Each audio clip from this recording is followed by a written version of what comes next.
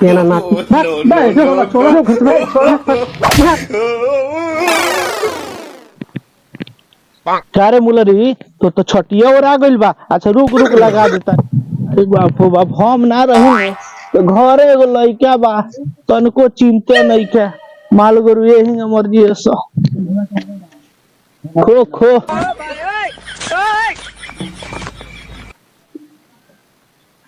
ए बाबूजी बोल का कहता रे।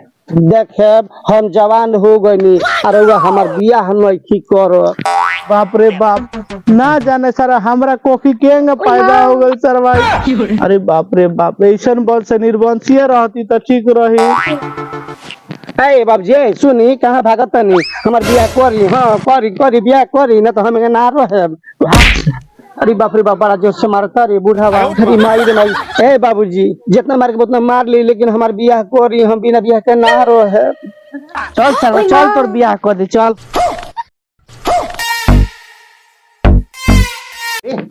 हमरा सुते बाप रे बड़ी बिया रे हमरा कह के सुते के नो बड़ा मौग बिया रे कहती आओ हमरा लगे सुते हैं हम सुतल। ए बाबूजी ए बाबूजी अरे बाप हो बाप करो चैन से सुतहु नहीं के देता रे। ए कैसे तू सुतब जब हम नहीं चैन से सुत तो तारे के सुते दी देखब हमरा के बोलावतिया। रे ससुरा तोर मेहरारू है तो तोरे के न बोलाई रे दूसरा केहू के ना न बोलाई। जे सरवा तोर बियाह बोल तो गांव के लोग ना न सुते आई रे केहू सुनी तो का कही भाग जा सरवा तो मार के गाड़ फाड़ देता है। अब सरऊ कुछ कहला तो मारते मारते सरऊ गाड़ फाड़ देता है।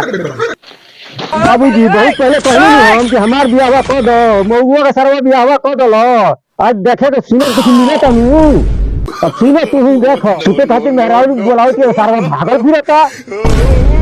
तू सरऊ कौन कौन बड़ा तार बियाह कइले रहती तो तोरू पति सके रहला।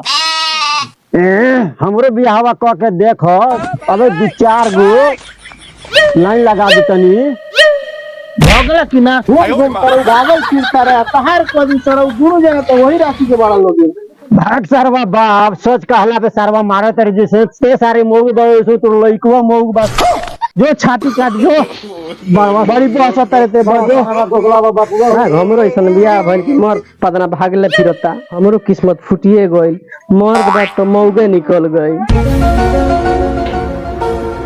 क्या रे नतिया तेनल रहत रहे सुती के तोर बाप छोड़ हम के ना होई हमरा इतनी ना भावेला शादी करके कहीं गेली नाती त नहीं नतिया के बेटा रहे दो केतना मारता रु तू ये मार लेला का अपना मरद के भल तू बारू हो हट मारला कतरा राती के बेटा ताके मुआला में कोनो दोष नहीं खे नतिया त नहीं चली नतिया मौगा निकल जाई नतिया बस छोड़ा छोड़ा नाती छोड़ा छोड़ा